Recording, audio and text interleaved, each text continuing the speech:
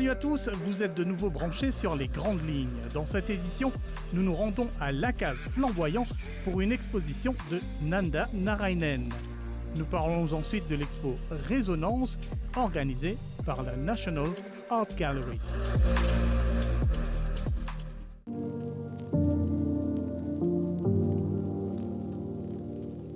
Nous nous rendons donc encore une fois à Lacaz Flamboyant pour ce qui s'avère être la dernière exposition de l'année dans cet espace. Du 6 au 20 novembre, Nanda Narainen exposait 14 toiles dans le cadre de sa récente exposition en solo. Il y proposait une collection de tableaux figuratifs, mais davantage d'abstraits.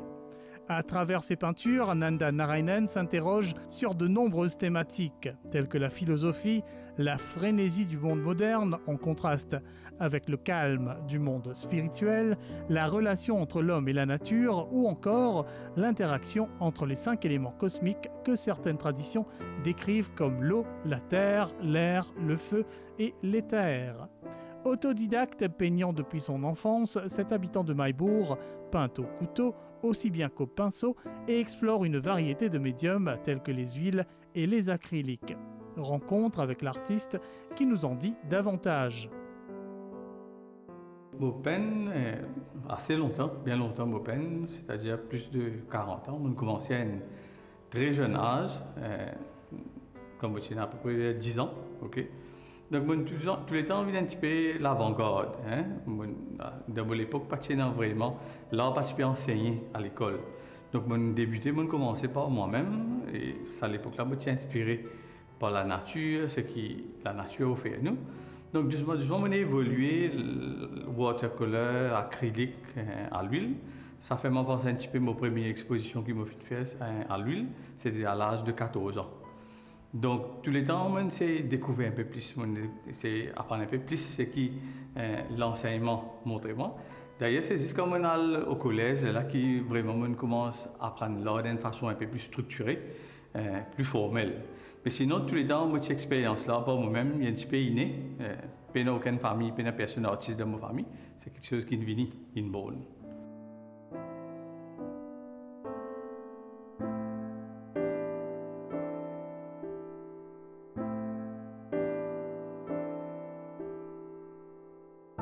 Alors, les nuggets de cette exposition-là, bon, il y a une forte présence de l'abstraction, même si le figuratif est présent.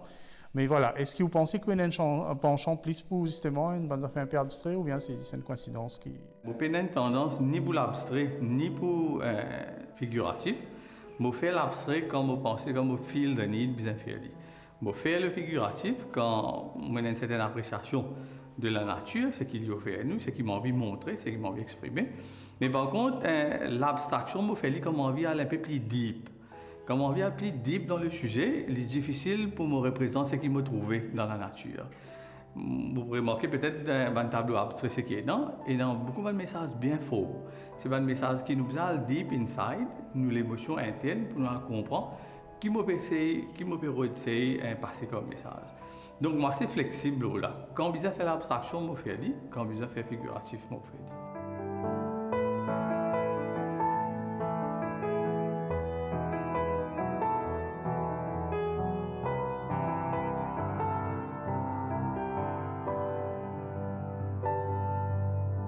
Pourquoi il y a une forte présence ou conception, par exemple, de mon élément, de tout ce qui constitue peut-être la nature environnante, etc. Et les forces, peut-être un peu cosmiques, pas cosmiques, mais les forces qui nous façonnent, voilà.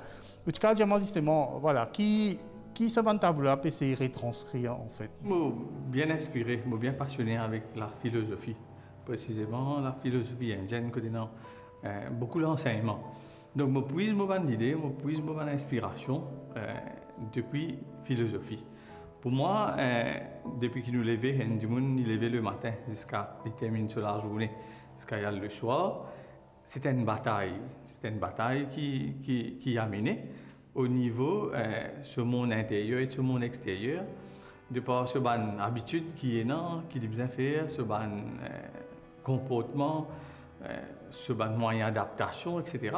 Et c'est ça qui m'essaie de transmettre un petit peu sa émotion de tout mon tableau. Vous trouvez parmi un tableau qui cause The Turbulent Mind. Hein? que démontrer un petit peu l'état d'esprit qui ça a évolué dans la vie de tous les jours. Et il y a plusieurs tableaux comme ça qui m'ont montré, m'exprime ça en expression là, et tout ça me tient dans sa philosophie qui vraiment m'a passionné avec ça.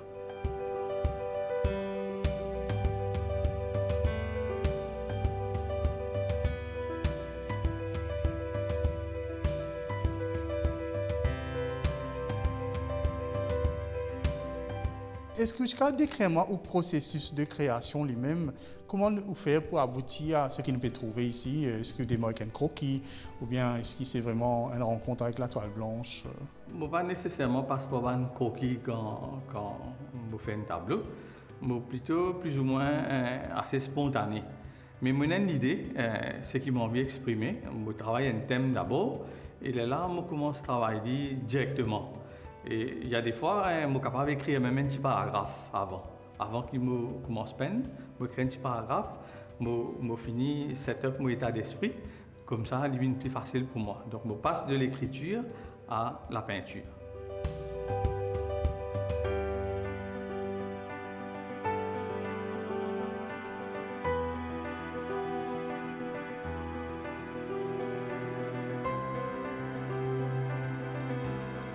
Est-ce qu'il y a une palette particulière ou bien ou explorer, c'est dépendant du tableau qui vous peut définir, qui vous peut mettre là-dedans? Ou bien est-ce qu'il y a une affaire qui vous content? Non, encore une fois, je n'ai pas une palette précise parce que la première chose, c'est que je suis dans l'abstraction. Pas vraiment, il y a des rules qui nous besoin observer, d'ailleurs, pas en composition, pas en perspective, etc. Mais encore une fois, je suis plus ou moins spontané là-dedans. Et au bout de mon tableau, je mets beaucoup d'emphase dans les couleurs vives surtout. Mais je pense parce que je crois que pour exprimer l'émotion, nous sommes capables d'exprimer avec des couleurs qui sont vraiment intenses, des couleurs qui sont vraiment complémentaires, des couleurs qui vraiment montrent depth. Si je montre une couleur qui terne, monde, c'est difficile pour m'exprimer.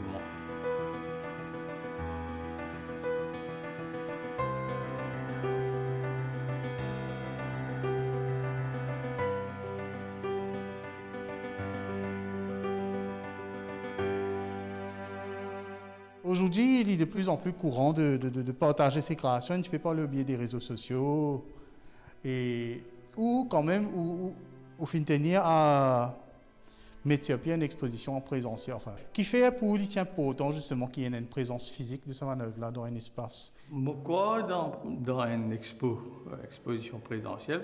Plutôt parce qu'il donne plus d'opportunités aux art appreciators, aux art lovers, venir exprimer expérience la peinture, interacte autant que possible avec l'artiste dans sa côté-là. Mais n'empêche qu'il ne faut pas dire comme ça qu'avec la technologie, ce qui nous est dans aujourd'hui, on ne peut pas dire comme ça qu'il n'est pas capable de faire ce qu'il nous fait avec une exposition physique. Plutôt, d'ailleurs, notre rôle est un peu plus complémentaire, ce qui peut arriver aujourd'hui. Donc, si nous pouvons faire une exposition physique, et sur communication, sur marketing, sur promotion, peut faire d'une façon virtuelle ou bien à travers les social media, c'est un plus qui est apporté à l'artiste et à l'expo même.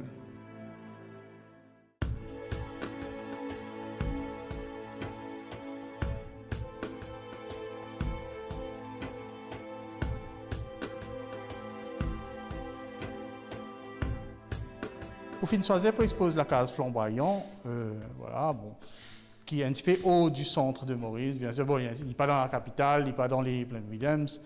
Donc voilà, et voilà, qui ou en attente était en exposant ici et est-ce que vous satisfait de la tournure? D'abord, le cadre que la case flamboyant offre, c'est un cadre bien naturel, cadré avec un artiste qui m'a pensé, même qui n'a pas encore fait grand-chose, quand il vient là, il y a une certaine inspiration. La première chose, c'est ça. Mais je crois plus que si un artiste il a besoin de créer une certaine awareness, quelquefois, exprimer, ils ont dit que la technologie fait le reste pour vous.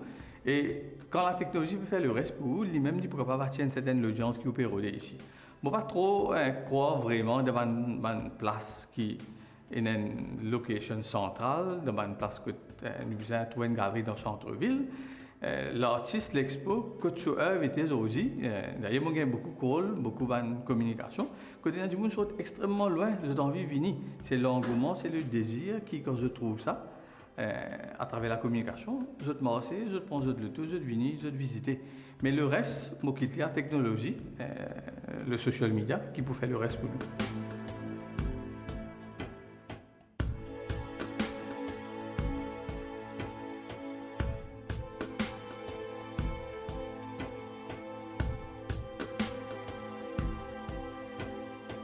Est-ce qu'il vous croit justement dans la possibilité d'avoir une économie artistique que un artiste, voilà, je peine et je vends, je œuvre, etc. Je pense que l'artiste, c'est qu'ils ont besoin, nous étions dans un talent, et il n'est pas arrêté là si ils étaient pour faire une carrière dans ce domaine-là. C'est qu'ils sont capables de faire, ils sont capables d'accompagner un artiste. Quand nous sommes dans les autres pays, un programme d'accompagnement qui est là, une ouverture, le marché, c'est qui est là. Je pense que dans ce côté-là, il y a encore à faire, parce que c'est qu'il y a un artiste besoin. Il peut créer, mais seulement il y a un manquement au niveau ce marketing. Un artiste, il est bien talentueux, mais seulement il faillit un petit peu au niveau de son market value. Qui fait qu'il sa market value là, c'est parce qu'il a sa exposure là, sa ouverture là, au niveau international. Donc, par exemple, nous trouvons dans les autres pays qui est dans une organisation qui aide les artistes à accompagner les autres, donne toute sa ouverture au marché là. Vous pensez dans nos pays, nous devons mettre encore beaucoup plus l'emphase là. Et c'est ça qui peut capable permettre nous d'amener les artistes sur une plateforme qui besoin pour capable joindre les art collectors, les auctions qui est là et amener plus d'opportunités pour eux. Je crois sincèrement dans nous tout. De quelle façon nous sommes capables vraiment rayonner au niveau international. Et tant qu'il n'a pas encore fait sa percée là dans certains marchés, et je pense qu'il y a plein d'opportunités qui faut quoi qui quand nous présente une plateforme qui est vraiment importante, là qui vraiment nous connaît, qui va aller un artiste mauricien, un artiste local et non. Cette exposition de Nanda Narainen prenait fin à l'Akaz Flamboyant le 20 novembre. Les images de ses œuvres, quant à elles, restent visibles sur son blog www.nandatoday.com sous la catégorie Paintings.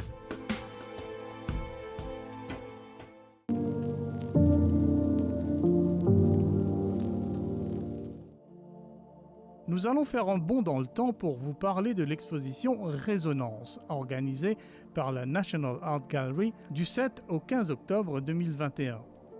Cette manifestation de taille prenait la forme d'une exposition d'art contemporain dans un espace public et libre d'accès, à savoir la cour extérieure du Mauritius Institute, plus connu comme le musée de Port-Louis. Une expo de taille qui visait donc à donner une plus grande visibilité à l'art contemporain et à familiariser le public à ces formes d'expression souvent énigmatiques. Durant le vernissage de cet événement, la National Art Gallery lançait aussi une visite virtuelle intitulée « Rencontre annuelle des arts ». Rencontre avec les initiateurs de l'événement. C'est une exposition qui est un peu différente de ce que National Gallery a fait auparavant. Nous avons fait monter une exposition un peu plus contemporaine avec une variété d'œuvres d'art, de toutes les techniques et manières de faire de mon artiste. Donc on n'a pas demandé aux artistes d'inventer autre chose, mais d'être dans leur pratique, dans leurs intérêts propres et de voir comment leurs intérêts pouvaient faire écho à cette exposition.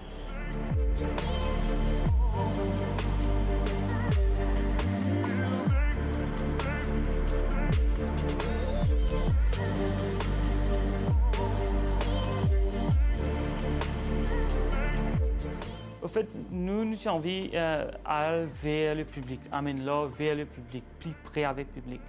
Et surtout, nous avons envie de sortir un peu du contexte de rester fermé dans un musée ou rester fermé dans une galerie et attendre que les gens viennent vers nous.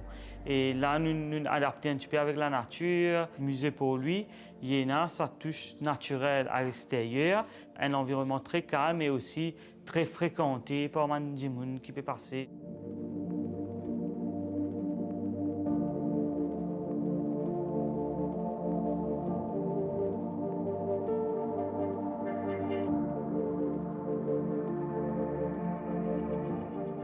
Moi, j'ai trouvé ça une belle initiative, surtout après le Covid. On n'a pas eu le temps, on n'a pas pu exposer, le public n'a pas pu voir ce qu'on fait. Donc j'ai trouvé ça une belle initiative et surtout dans un jardin qui est accessible à tout le public. Donc même celui qui n'est pas artiste peut apprécier l'art. Et je trouve que c'est une belle initiative, ouverte comme ça, où tous les Mauriciens ont accès à l'art. Par rapport au lieu, je trouve qu'il convient bien parce que c'est là où il y a du passage. Alors les gens, ils interpellent, mais qu'est-ce que vous faites? Et vraiment interpeller les gens à l'art contemporain finalement, parce qu'ils ne comprennent pas qu'est-ce que c'est. Donc ils me demandent souvent quand je suis là, mais c'est quoi cette installation-là? Et la curiosité des gens, que j'ai trouvé ça intéressant. Parce que voilà, mais oui, mais les métellins secs, ben non, ça va au-delà de ça. Donc voilà, donc ils viennent, ils posent des questions et ça les fait réfléchir. C'est ça que j'ai voulu faire les gens réfléchir.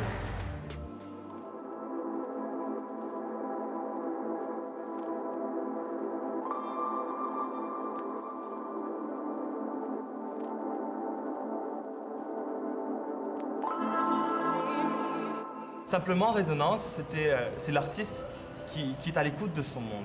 Donc, dire que les plasticiens aussi ont cette écoute, les expositions d'art contemporain sont de plus en plus rares. Il y en a, mais c'est plus rare. Donc, aussi montrer que par la diversité des formes, en fait, que les Mauriciens peuvent découvrir dans cette exposition. Donc, l'idée de la NAG, c'est vraiment de pouvoir montrer toutes les formes possibles de l'art. Ce qui était intéressant, c'était de voir, en fait, au fur et à mesure qu'on installait, donc bien avant l'ouverture, c'est que les artistes ont créé chacun de leur côté. Donc chacun avait sa proposition et ne savait pas ce que les autres faisaient. Et tout doucement, on a vu qu'un certain dialogue s'opérait entre les œuvres. On va avoir une certaine polychromie des couleurs. Donc, et il y avait aussi cette question de la racine, de la nature. Donc peut-être c'est aussi le lieu, le musée d'histoire naturelle, qui a peut-être joué dessus. Mais il y avait un retour aux sources, comme une écoute, comme un appel, on va dire plutôt. On n'a pas vu le travail des autres, mais en venant, j'ai vu qu'il y avait un écho entre les différentes œuvres qu'il y avait autour. Et peut-être c'est inconsciemment que ça se fait.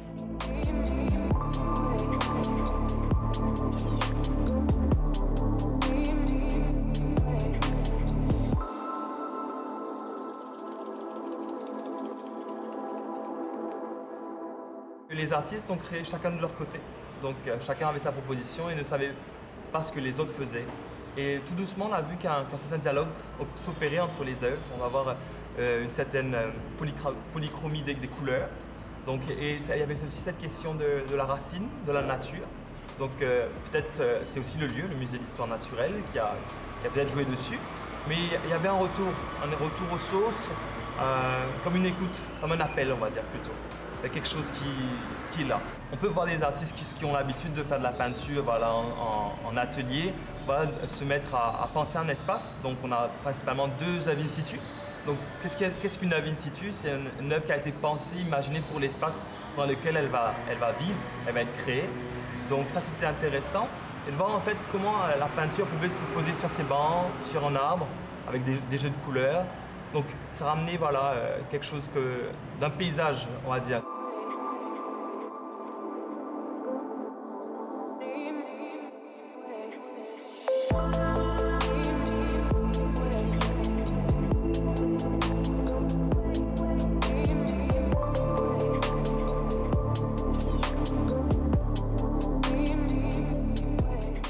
Déjà une idée un peu générale de ce qu'on voulait faire. Mais c'est vrai qu'après, c'est à la découverte du lieu que tout s'est posé en fait. Et donc tout a été éclairci tout de suite et voilà, l'idée était déjà là. Par rapport au placement de chaque artiste, un endroit a été presque imposé. Et donc de ce lieu, qu'est-ce que je pouvais proposer? On est parti d'un geste un petit peu commun, un peu universel, un geste du quotidien. Et du coup, on a essayé de retranscrire ce geste et on a essayé de le faire devenir quelque chose d'artistique. Ça a été la première démarche en fait.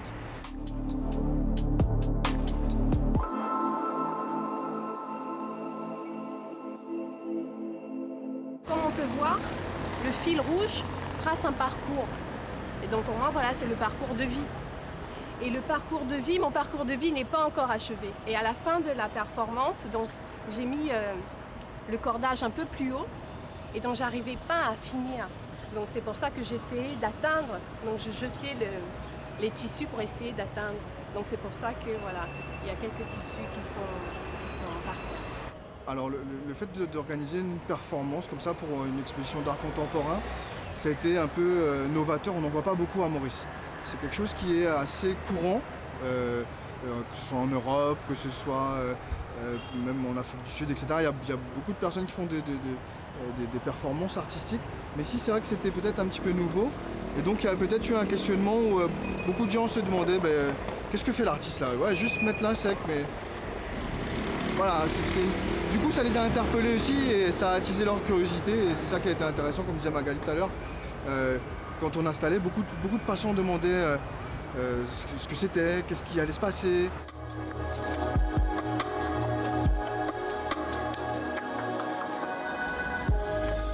J'ai vu cet arbre, il n'y avait pas de feuilles ni de fleurs et j'ai trouvé ça idéal pour mon concept qui parle de la destruction de la nature. Donc c'était idéal cette arbre-là. Au départ, ça devait se faire à l'hôpital militaire, mais là-bas j'avais un autre concept. Donc j'ai dû rectifier par rapport à ici.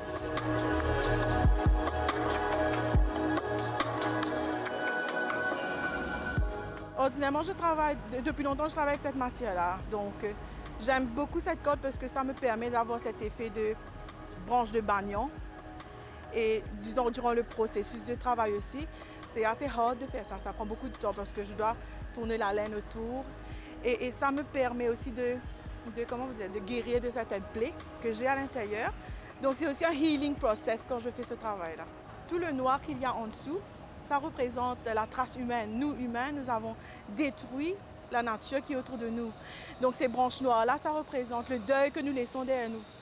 Et toute cette couleur que vous voyez qui monte, c'est si on laisse la nature reprendre ses droits et elle sera envahie par des couleurs et la vie reprendra parce que les couleurs représentent la vie. Et c'est ce que je veux, un appel que je lance comme si, arrêtons de détruire, arrêtons cette noirté et laissons place à la couleur et à la vie.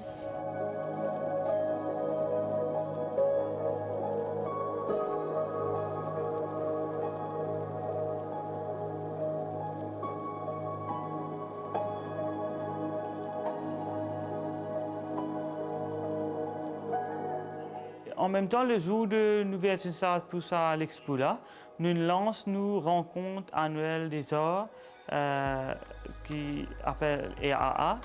C'est une expo qui nous fait en ligne et c'est en 3D. Les pas une expo comme d'habitude, c'est une expo qui nous montre physiquement et puis nous convertit en une balade virtuelle. Alors le public mauricien, pas juste mauricien, les régionaux et internationaux aussi, capable d'avoir accès sur le site de la National Art Gallery, le website National Gallery qui nous lance le même jour. Et là, nous visitons nos expositions à la Citadelle et en forme d'une balade que tu es capable de voyager aussi à travers la Citadelle. Ou en même temps, tu peux visiter la Citadelle, en même temps, tu peux visiter l'expo. Ça veut dire que l'expo lui permet aux gens de découvrir la Citadelle et découvrir l'expo. Et ça, lui peut permanent sur nos plateformes. Et il y a en 3D, il y a une virtual reality, comme on appelle. Et nous avons les autres encore qui peuvent venir bientôt. Il y avait cette idée de l'archive aussi. Donc on crée un événement qui est quand même une exposition collective qui est temporaire. Donc c'est un temps, donc 2 semaines environ. Mais c'était aussi de pouvoir créer un support, voilà, une plateforme pour pouvoir garder cette exposition, donc entre guillemets un archivage. Donc on a numérisé l'exposition dans une forme d'une visite virtuelle, donc qui sera bientôt accessible sur notre site web. Et l'idée était vraiment de pouvoir que l'exposition perdure aussi, donc qu'elle soit à la portée de tous, donc pas que à Maurice mais aussi à l'international. Cette exposition de la National Art Gallery prenait fin le 15 octobre 2021. Et si vous souhaitez découvrir l'exposition virtuelle Rencontre annuelle des arts 2021, rien de plus simple, voici le lien.